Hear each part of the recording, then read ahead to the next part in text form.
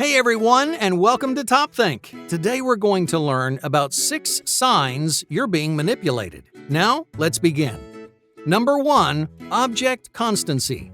This strange phenomenon plays a critical role in every one of your friendships and relationships. Just imagine you and your closest friend get in a fight. Maybe you butt heads over a stupid misunderstanding. You both lose your tempers, you both feel frustrated and angry, and the fight may last for a few days. But during a fight, how do you feel about your friend? You still like them, don't you? Even if you're fighting, your feelings about your friend haven't changed. It works the same way in romantic relationships. If you and your partner get in a fight, you still love each other even if you're frustrated at the moment. This is object constancy. It's your ability to maintain positive emotions about someone despite feeling angry or annoyed. In lasting friendships and relationships, object constancy keeps you moving in the right direction. You can apologize and make up because the love between you still exists. But what happens when you argue with a manipulative friend or partner? When a manipulator gets angry, their object constancy flies out the window. They'll insult you, they'll degrade you, they'll yell at you, they'll treat you like a complete stranger as though your friendship or relationship never existed. Now, when a friend or partner reacts like this, it's tempting to blame yourself. You feel like you made a huge mistake and you try to undo the damage you've done. But the problem isn't you, it's them. Their feelings for you are selfish and shallow. They don't care deeply about you as a person. They only care about what's best for themselves. And that's why their love for you disappears when things get heated. Number 2. Weaponized guilt. Guilt is one of the strongest weapons for manipulative people. It's a tool they use to avoid their own mistakes, pass the blame, and take advantage of others. There are 2 kinds of weaponized guilt. The first is upfront and obvious. A manipulator will create guilt using a direct accusation. These accusations are often shameless, unfair, and easy to recognize, but that doesn't make them any less effective. Just imagine you're playing basketball with a friend. The game gets a little bit heated and you accidentally knock your friend to the ground. Your friend falls awkwardly on their wrist and they end up in a cast. In the weeks after, your friend may blame you directly for their injury. They may convince you to run errands or do favors for them, saying, "Hey, you're the reason I can't do it myself." When someone consistently blames you for something, especially if it was an accident, guilt is a natural response. You want to make it up to your friend. You didn't mean to hurt them, so you give in to their guilt trips, hoping a few favors will even the score.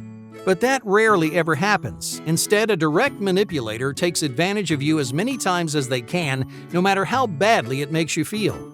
The second type of guilt is much more subtle. Let's say the same scenario happens. You're playing basketball, your friend falls and breaks their wrist. The next day, your friend may say something like, "I would make lunch if only my wrist wasn't hurting so badly." Now, this time your friend is creating guilt without actually accusing you of anything, but it's implied. After hearing a comment like this, you feel responsible for your friend's injury. You feel guilty that they got hurt because of you, and each time your friend emphasizes their pain or limitations, it feels almost like a direct accusation. Weaponized guilt is one of the common and destructive habits in any friendship or relationship. Guilt is used to make someone else feel bad, to take advantage of them for your own personal gain. If your friend or partner uses guilt on a regular basis, you're being manipulated. Number 3. Emotional blackmail. Manipulative friends and partners use your fears and emotions against you. This can be an incredibly confusing and painful experience. It's one of the most prevalent forms of emotional abuse because your friends and partners know you better than anyone. They know what you're insecure about, they know what you're afraid of, and they know how to hurt you. So what does emotional blackmail look like? There are many different ways to blackmail someone, but insecurity is the common denominator. Your friend or partner uses your worries and anxieties to make you doubt yourself, and that self-doubt drives you further into their clutches. All right, let's try an example. Imagine you're thinking about leaving your partner. You're having doubts about the relationship, so you brought up these concerns to your partner, but they don't listen. Instead, your partner uses emotional blackmail to trap you inside the relationship. They say, "At your age, I'm the best you're going to get." Suddenly, you feel insecure and afraid. You begin to wonder if your partner's right, and your confidence disappears completely. Now, this isn't the only kind of emotional blackmail out there. Manipulators also use threats, warnings, and intimidation to instill fear in their partners.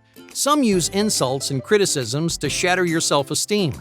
Others use your past against you, leveraging one mistake over and over again.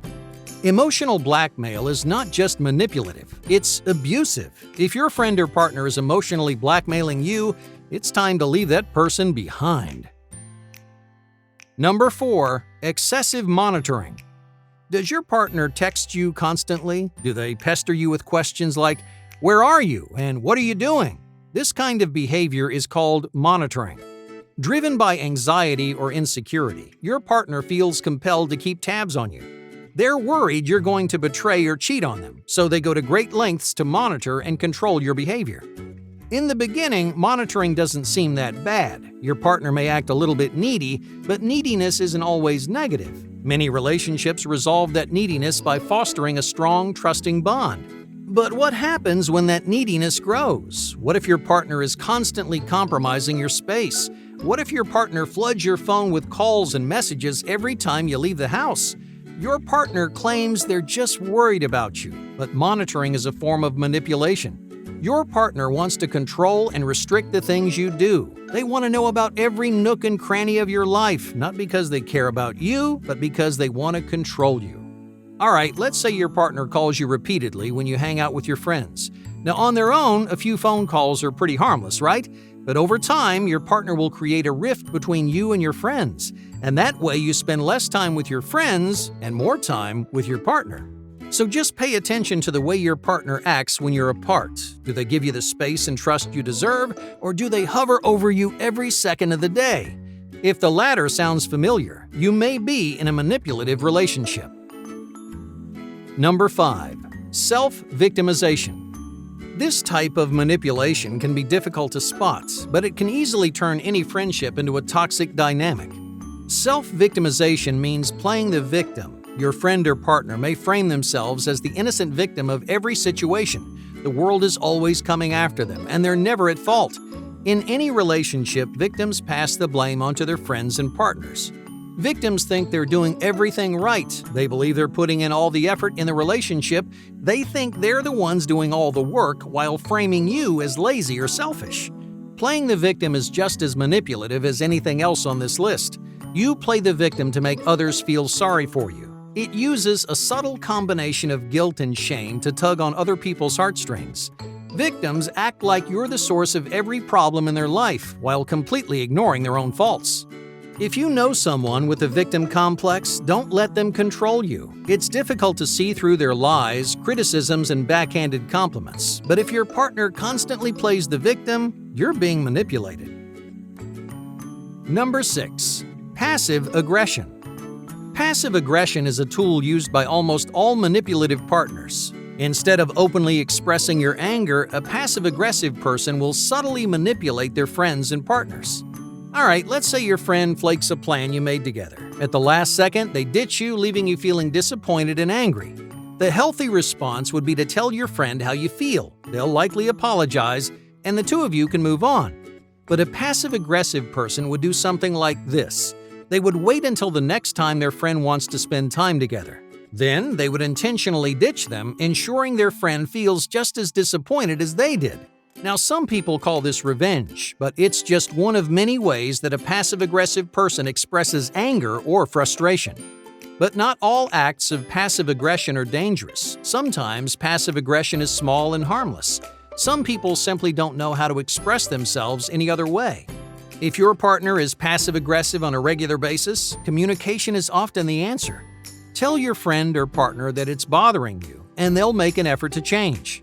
But what if your friend does it on purpose? What if your partner continues to be passive-aggressive even after you've voiced your concerns? If this sounds like your situation, you're probably being manipulated.